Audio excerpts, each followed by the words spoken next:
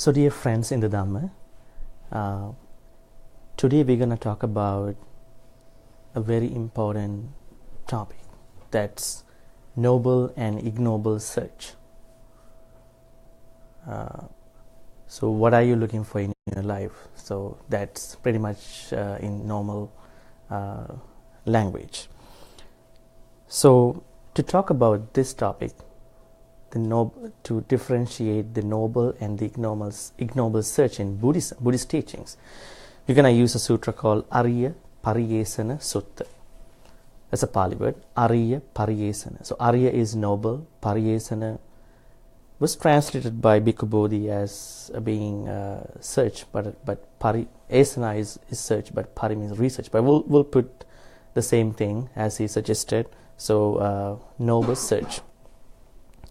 So in the beginning of the sutra, Buddha says like this: Dve me bhikkhave pariyesana, ariyacha pariyesana, anariyacha pariyesana.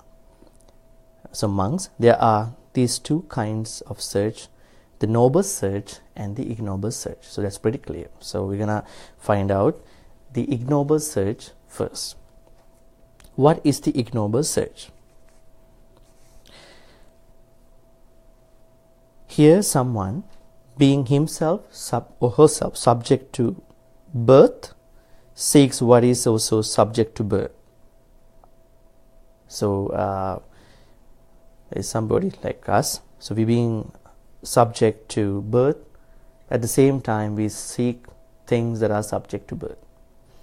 Also, being himself herself subject to aging, he or she seeks what is also subject to aging, process of aging. Being himself herself subject to sickness, he or she seeks what is also subject to sickness. Being himself herself subject to death, he or she seeks what is also subject to death. Being himself herself subject to sorrow, he or she seeks what is also subject to sorrow. Being himself herself subject to defilement, he or she seeks what is also subject to defilement. So this is ignoble search. I think it's clear, right?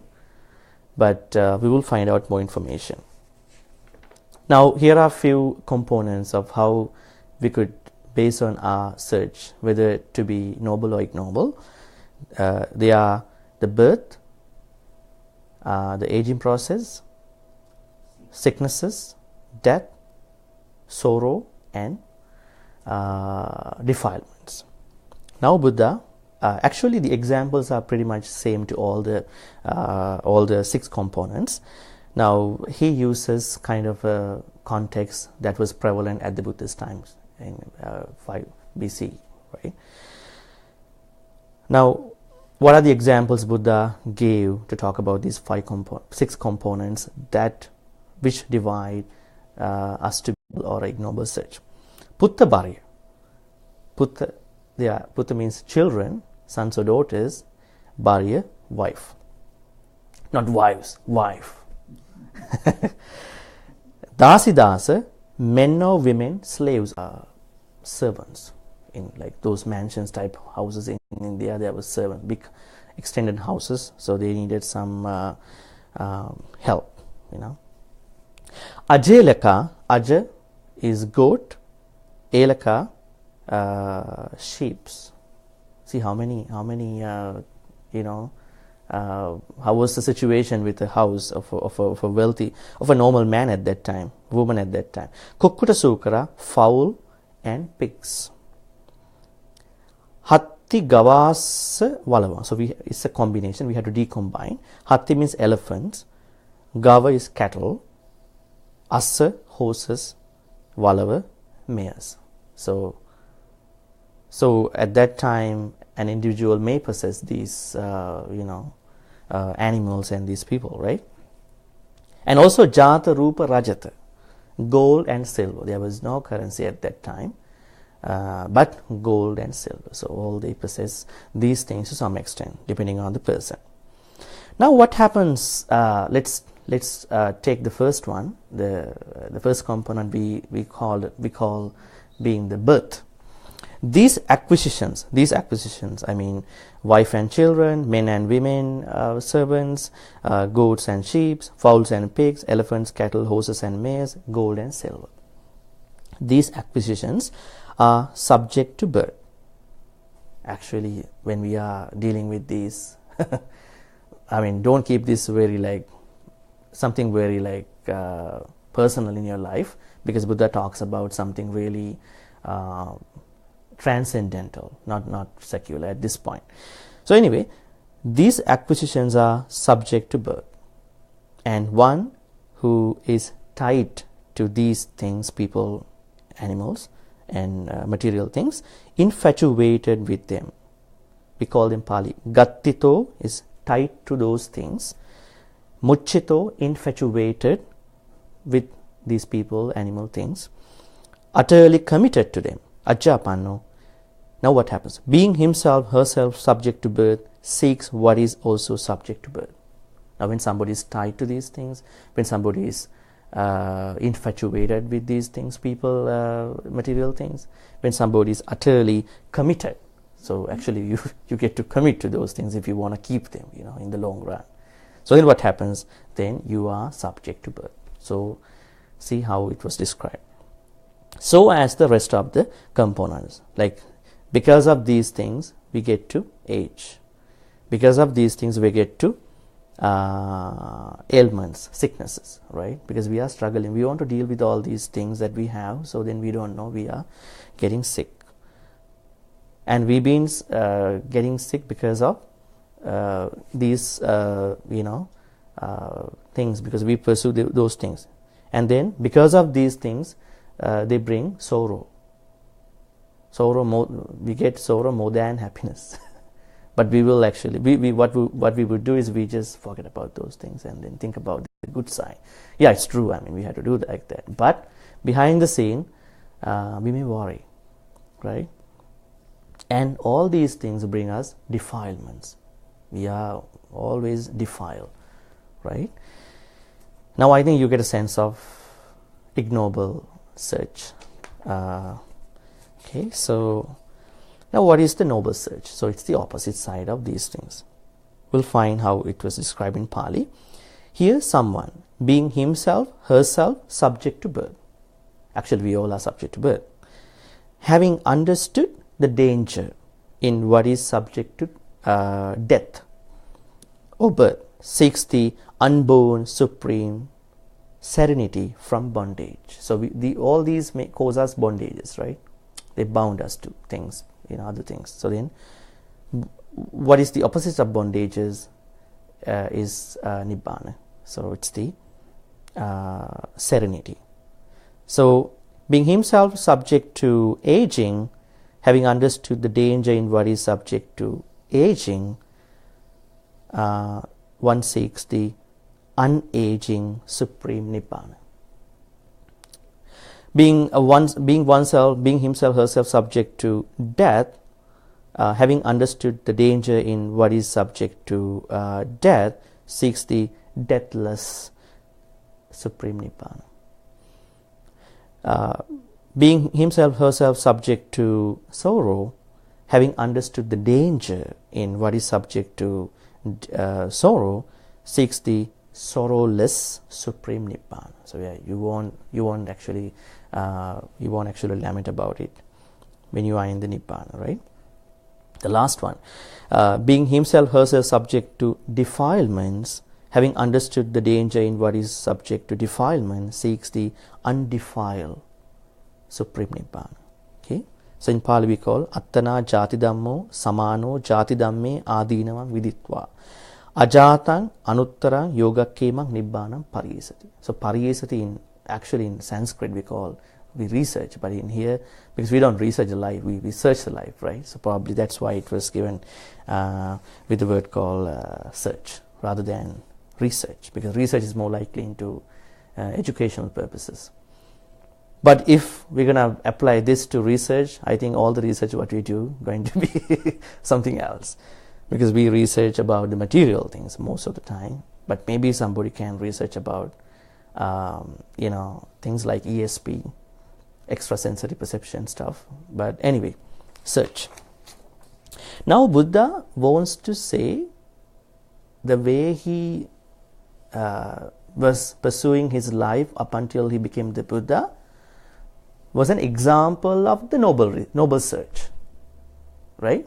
So how he became the Buddha, how he spent time being a bodhisattva, the one who is pursuing perfections, paramita, to be the Buddha, was a good example of this noble search. We'll take a look how that goes. And keep in mind, this is the earliest account of Buddha's autobiography in the sutras.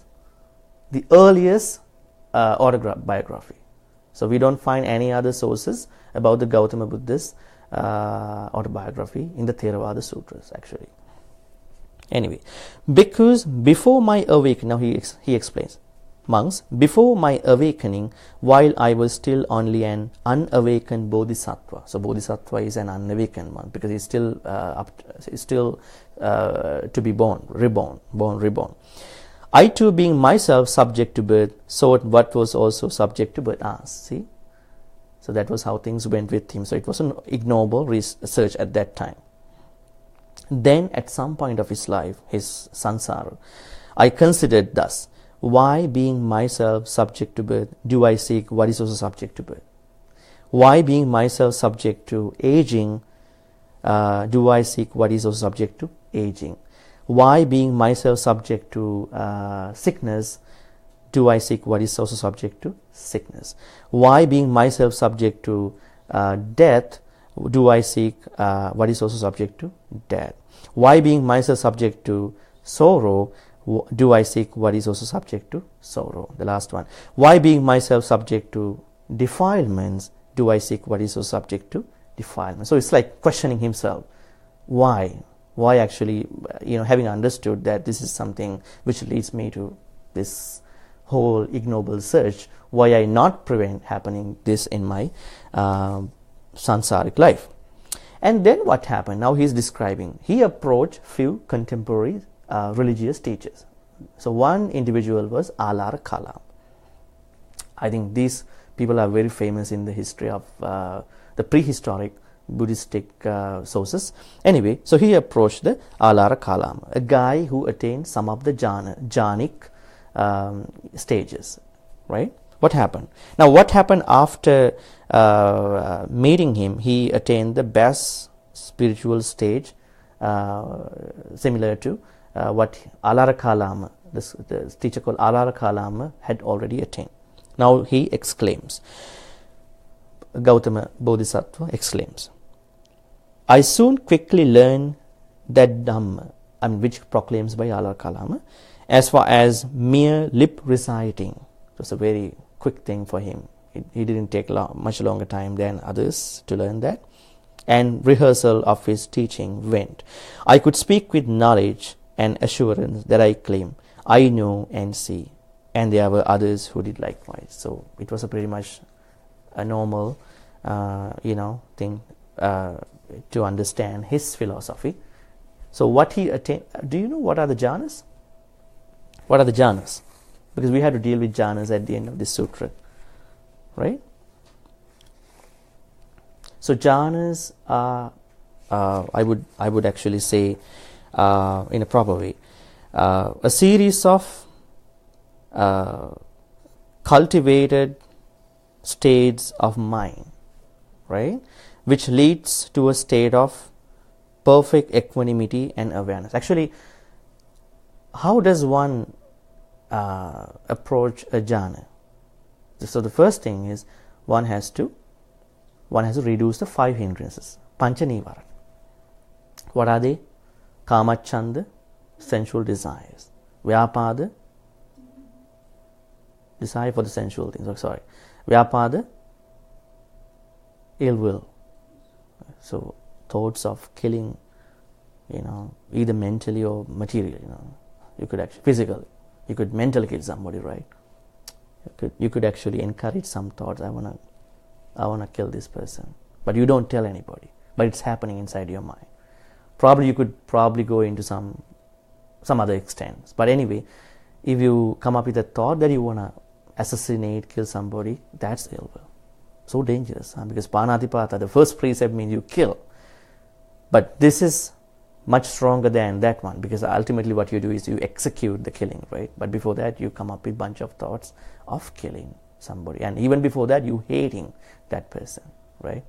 Anyway, so desire for sensual pleasures, I would call excessive desire for, because we all have some sensual pleasures, but excessive desire for sensual pleasures, and then ill will, vyapada, tina midda, sloth and torpor. They both related to mental laziness, kind of a laziness in your mind, right? To execute good karma, because when you are lazy with your mentality for executing good karma, then you may have sloth and torpor, tina and midda. And then vichikicha, doubt. This is not a normal secular doubt. There are 8 types of doubts. Doubts about some transcendental thing, like doubts about the Buddha, his disciples, his teachings, his disciples, the rebirth, and there are 8 types of doubts, right? And the last one is uddacha kukucha. Uddacha means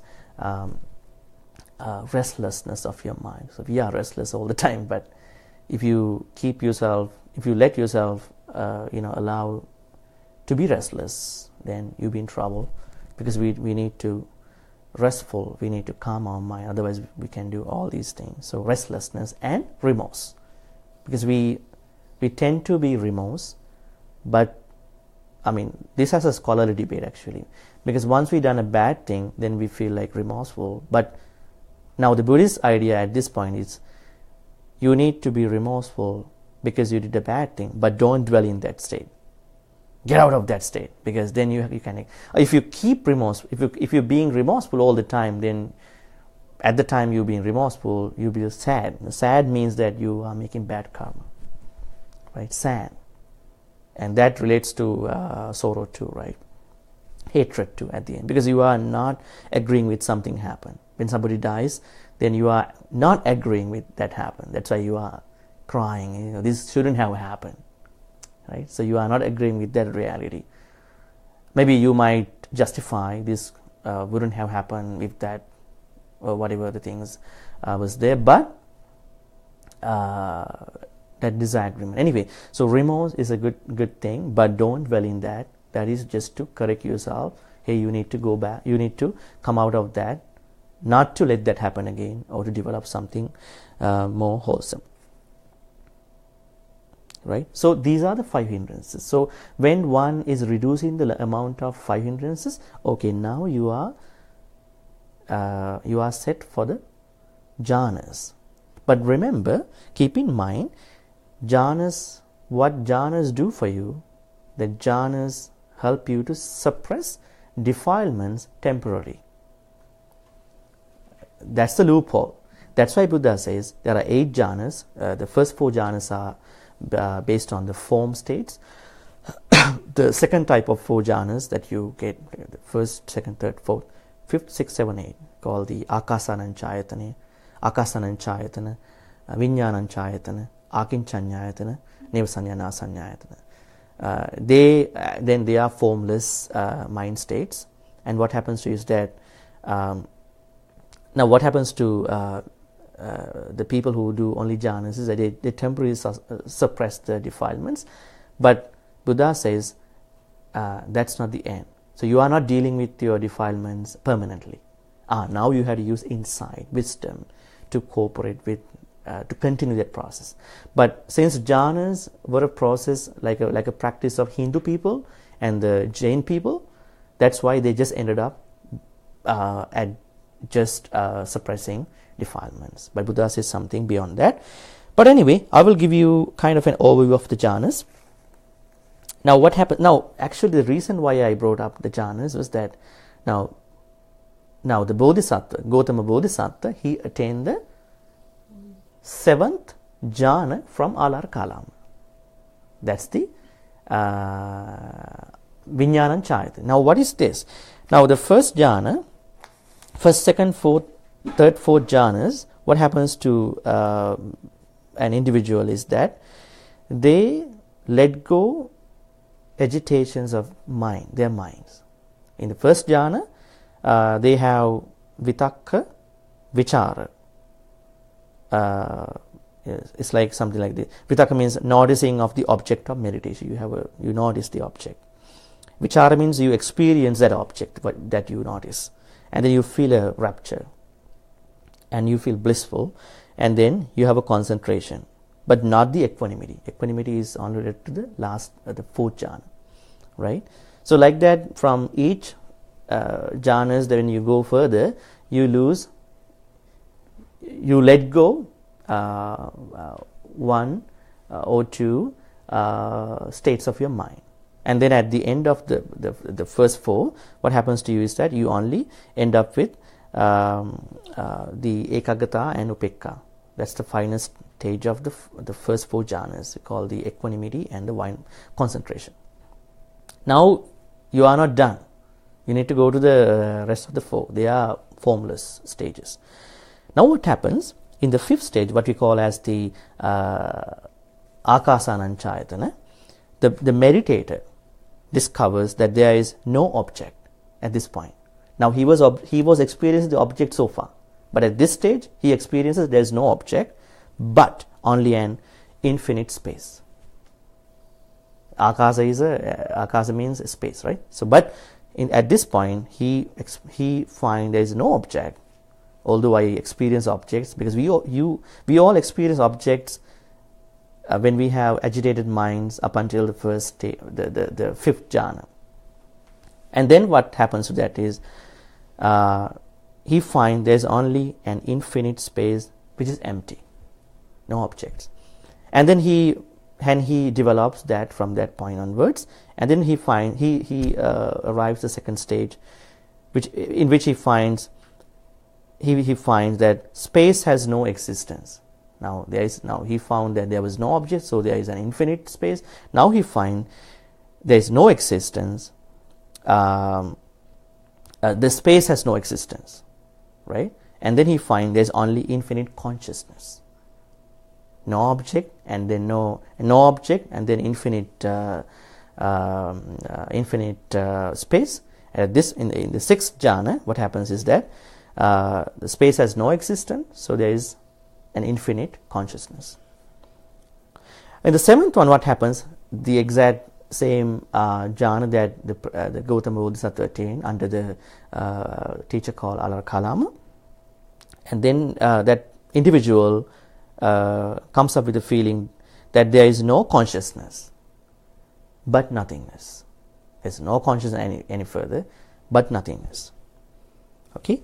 And the last one, the eighth jhana, that he actually, I think we have to talk about him too. He's called Uddaka Ramaputta, because after attaining the spiritual stage, the seventh stage from Ariyapariyesana, then he told Ariyapariyesana, see, I want to go, because I want to further investigate his spiritual journey. And then Ariyapariyesana said, no, don't go, be with my students so we can, share the teachings. But he said, no, I want to continue. And then he approached another teacher called Uddaka Ramaputta. From him, he learned the last jhana in the Hindu Jain practice. It's called the Neva Sanya Na Sanyayatani. So it's called the most discrete possible state of mind, which justifies the using of neither perception nor non-perception, right? Neither perception nor non-perception. So there is no perception, and there is no usage that there is no perception too, right? Now actually this is what the Gautama Bodhisattva Gautama actually has been attaining to that extent. Then what happened? Now actually imagine this context is noble search with these historical accounts, and then what happened? He needed to go on, actually continue his spiritual journey after Uddaka Ramaputta. And then what happened? He actually meditated especially he used the breathing meditation, and then at one point he considered that he actually found the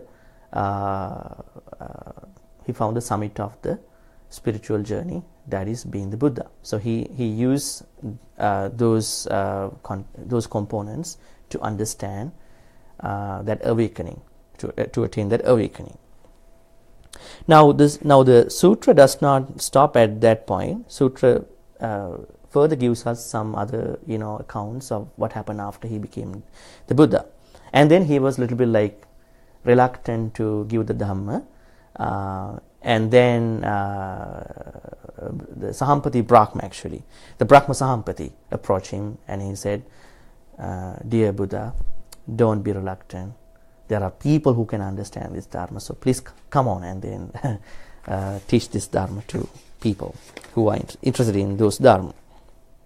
Anyway, and then what happened after becoming the... Actually, these are very pretty normal historical things, but probably just to just to think that we all are on the same page, I'm just recapping the accounts after that. And then what happened? Now, because Brahma Sahampati invited him to teach Dharma, and then he was thinking about the past.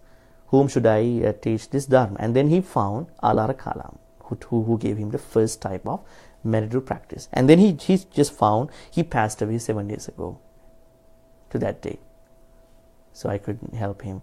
And then he was contemplating about the other people, and then he found Uddakaramput, and he died last night. So they all gone.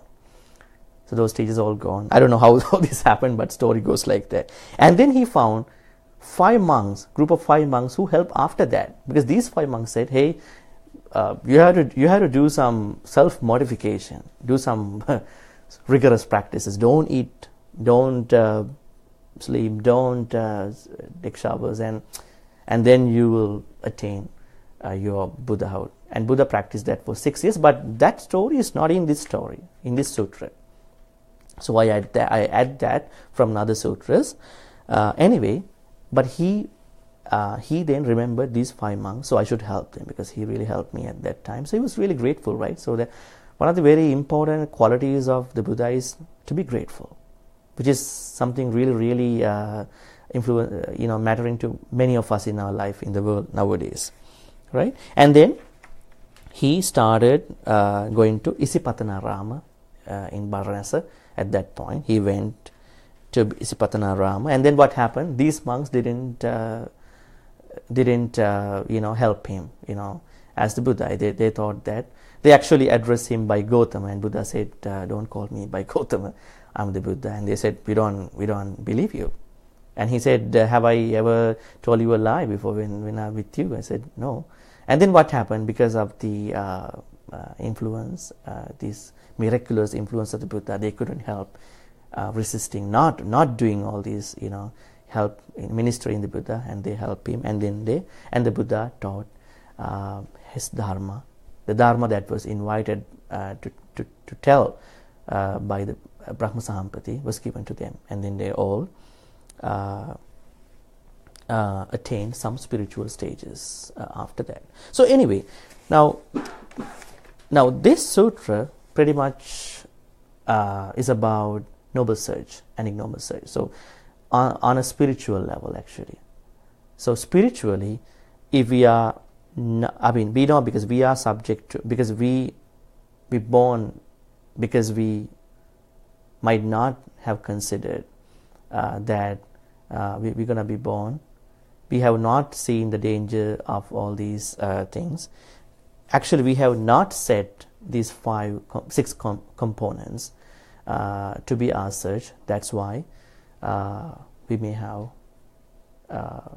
actually born this way. But Buddha says, if somebody is to, if an individual is to think this way, being subject to birth, having understood the danger in all these components, birth, aging, sicknesses, death, sorrow, and defilement. If somebody can not expect these things and then have some plans, not make them happen in their lives, then that would be the noble search according to Ariyapariyesana Sutta. So now we can have a Q&A. So if you have any questions, you can ask me. Has anybody learned this sutra before? Read or learned, heard? At least there is a noble search or ignoble search in Buddhism. Okay, this is the sutra.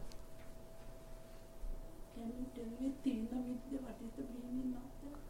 Well, I mean, in short, I would say those two types are related to laziness in our mind. But in Abhidharma, they say, I think one of them is laziness in your mind. One of this is laziness in your mental factors, Chitta Chaitasika. Don't know how to separate those two. But anyway, there is a mind. Whatever things employ in your mind, they happen to be mental factors. We call Chaitasika. So what would be an example? Example. Okay, now in the Buddhist teachings, there is not one mind. There are multiple minds. Okay. I would say Chitta and Chaitasika. For example, I would say Chitta means Arammana Vijnana Lakkanam Chittang. If there is an ability to take a thought, that is Chitta. Okay. So Chitta has the ability to take a mental factor. So mental factors are greed, non-greed, hatred, non-hatred, delusion, non-delusion, jealousy, non-jealousy, so and so forth. So mental factors, so Chaitasikas employ in the mind, or minds. But in the Western, context, it's only mind. But in here, there are, I think the problem is with the English name, English translation. But I would say thought and mental factors. So mental factors employing the thought or thoughts. I see. Yeah. But there is a different mind too, because when Buddha talks about the senses, he actually describes piece of ears, piece of ears, piece of two eyes, right? Piece of eyes, two eyes, piece of ears, not piece of nostrils, right? Nostril, nose, just nose, no nostrils. Nose, tongue, body, mind. Oh, that's a different context, right? So mind, there's a mind, because thoughts, mental factors, they arise in the mind actually at some point. Yeah. So actually, mind and its other processes, they were actually extensively explained in the Abhidhamma actually. Yeah. Any more questions? So this is the 26th sutra in the Majjhima Nikaya, if you want to further explore. And keep in mind, this is the earliest account of the Buddha's autobiography. But there are other sutras that talk about deal with the Buddha's autobiography, but this is the earliest, because the things that are mentioned in here are not found in other earliest sutras in the text, Pali text. When we born in for Ariyapariyesana Sutta, Yeah. we never come to the Sattva, we are not living being anymore. Well, that's a different story. I mean, now what happens in this sutra is that the Bodhisattva is pursuing, because he right away went to the 7th jhana, he became the Buddha. Now, what's the role of the jhanas to a normal person like us in our life? Now, let's say if you meditate and then you reduce the hindrances, 5 hindrances, and you get up to the 1st jhana, 2nd, 3rd, 4th, 5th, 6th, any of this, the last 4 jhanas, what happens is then you reborn in one of the realms of pertaining to the 4 last 4 jhanas, and then you may not come back, because I heard like some people, they expire from their mental, because I told you that what jhanas do is to temporarily suppress the defilement, so that's not an assurance, right? So that's a problem. So we have to, I think we should not think that we're going to actually end up with jhanas. We must go ahead. Probably, I mean, there are a number of events, situations, examples that people right away went to the Nibbana without jhanas. But if you want to start as a standardized practice, your meditation, suppressing and then permanently eradicating those mental stages. But if you die in one of the jhanas, you be born in the relevant realm of those jhanas, worlds. Now, for example, I would read this thing just to finish up.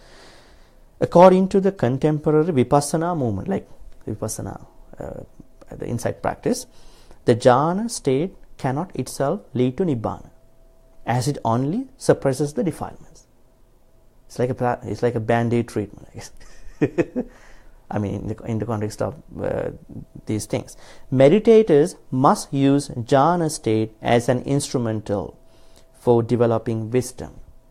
That's pretty much Buddhist.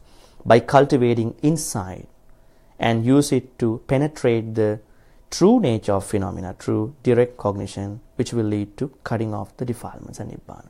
So we must use wisdom with all the jhanic stages, and we should make that wisdom lead us to nibbana, rather just end up with the with any of the jhanas. Yeah.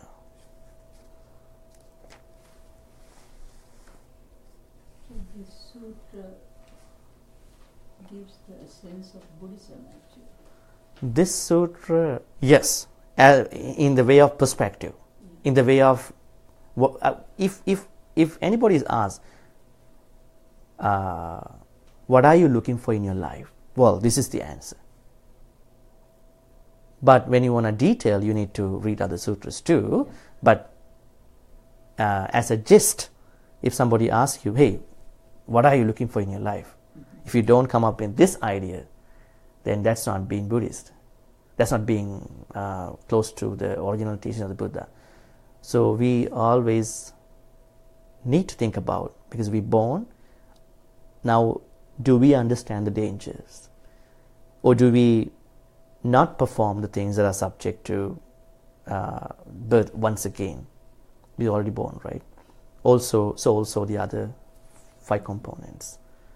So this could be the greatest philosophy of your life. And if somebody asks, what's the meaning of your life? That's a different thing. But if you could say, my search of life is this, and this is what I want to happen in my life. So if you have a graph, I mean, this can be the one, and then all the other sutras can be... They are subordinate, secondary. Yeah. This is the primary thing. Yeah. So that's why last week we talked about the way talk about the subject of unlearning of Dharma. In that context, we talk about how we need to understand Dharma and how we need to unlearn Dharma that is not any longer instrumental in your spiritual life. But that doesn't mean that because you can unlearn all the Dharmas, right? Because you can forget about all the things. But Dharma will help you, but don't keep it as a knowledge. So that might be a methodology of how you keep your Dharma that you already learn. And if it deems necessary for unlearning, you go ahead and unlearn. But this is the search, the noble search, and that's how you keep the Dharma. I think those 2 sutras go hand in hand to continue your spiritual path. I hope there's no more questions. So we will wrap this up. May all the good karmas that we've been accumulating so far be helpful to share with the departed relatives and the deities. May the departed relatives and the deities be happy and peaceful. May they attain the supreme bliss of Nibbana. Let's give a sadhu and recite the stanzas. Idang me jnati nang hotu sukita huntu jnatayo. Idam me jnati nang hotu sukita huntu jnatayo. Idam me jnati nang hotu sukita huntu jnatayo. එත්තාවතාච අම්හෙහි සම්බතං පුඤ්ඤ සම්පදං සම්බේ දේවා අනුමෝදන්තු සබ්බේ භූතා සම්බේ සත්තා අනුමෝදන්තු සම්බ සංපත්ති සින්දියා ආකාසට්ඨා ච බුම්මට්ඨා දේවා නාග මහින්దికා පුඤ්ඤන්තං අනුමෝදිත්වා චිරං රක්ඛන්තු ලෝක සාසනං චිරං රක්ඛන්තු දේශනං චිරං රක්ඛන්තු මං පරන්ති. Finally, let's make a great wish. May all the good karmas we being accumulating so far help all of us to attain the supreme bliss of Nibbana as well. Now I'm going to bless you with couple stanzas. Abhivadana silissa niccang vaddhapachayino chattaru dhamma vaddhanti ayuvannu sukhang balang ayurarogya sampatti sangha sampatti mevacha ato nibbana sampatti iminate samiccatu.